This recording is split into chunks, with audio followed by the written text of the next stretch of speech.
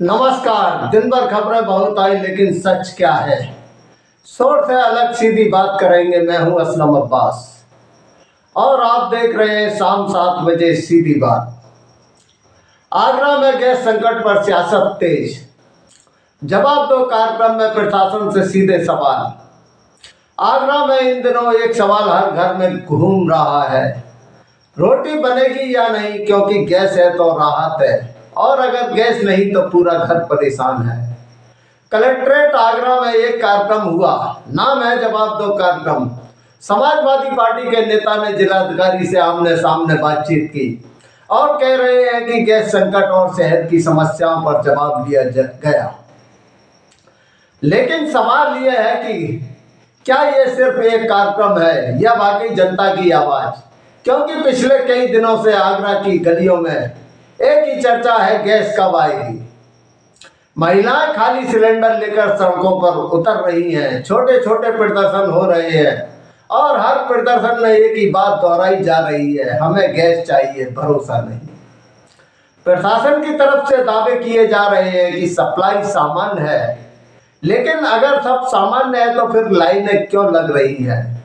ये सवाल विपक्ष नहीं पूछ रहा है, ये सवाल वो लोग पूछ रहे हैं जो हर सुबह एजेंसी के बाहर खड़े होते हैं और इसी बीच राजनीति भी अपने तरीके से सक्रिय है। आगरा के अंदर गैस की भारी किल्लत हो रही है, त्राही त्राही मची हुई है। यहाँ तक कि अब तो गैस की कंपनियों पे झगड़े शुरू हो गए हैं। तो उसके लिए उनके पास क्या समाधान है और उसके लिए ये क्या उपाय कर रहे हैं, तो हमने डीएम से जवाब मांगा है, उन्होंने जवाब दिया भी है। हमने भी उनको लिख करके दिया है, वो भी हमें लिख करके सारी चीजें दे रहे हैं। और हमारी ये मांगे हैं कि जिस तरीके से जो बुकिंग होती थी उसमें नंबर टेलीफोन के बढ़ाए जाएं। अगर किसी के पास अपनी किताब है तो उस किताब के माध्यम से उसको सिलेंडर की बुकिंग की जाए। जिनके शादियां पहले से तय है उन शादी वालों को जो है गैस की व्यवस्था की जाए। जो कमर्शियल सिलेंडर की वजह से रेस्टोरेंट बंद हो रहे हैं उनके लिए भी जो बुकिंग की व्यवस्था है जो इन्होंने बंद कर दी है वो बहाल की जाए। हमने इनसे ये भी कहा है कि अगर ऐसा नहीं हुआ तो जहां पहले कभी ईंधन जला करके काम चलाते थे लोग, तो लोग भुखमरी का शिकार ना हो। जो गरीब लोग हैं जिनके पास सिलेंडर नहीं है उनको अनुमति दी जाए कि वो अपनी लकड़ी का भी प्रयोग जो खराब लकड़ी है उसका कर सके।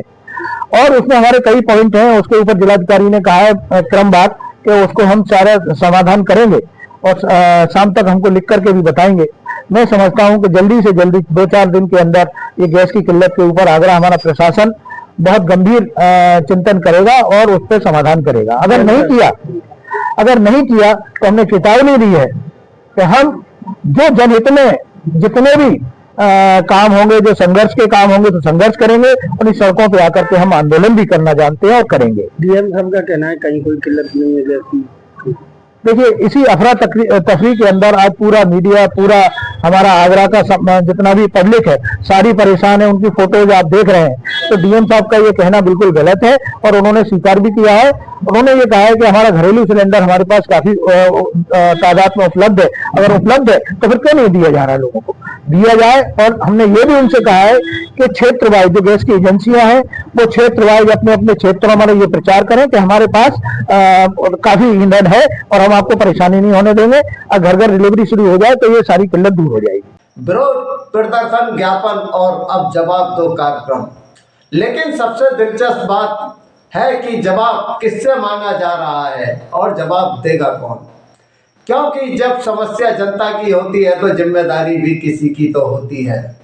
आगरा में गैस संकट अब सिर्फ एक खबर नहीं, ये हर घर की कहानी बन चुका है। जवाब दो कार्यक्रम में सवाल तो उठेंगे, लेकिन क्या जवाब भी मिलेगा या ये भी एक और खबर बनकर रह जाएगा? खबरें चलती रहेंगी लेकिन सवाल रुकने नहीं चाहिए। इसी के साथ आज के लिए इजाजत, कल फिर मिलेंगे शाम 7 बजे सीधी बात।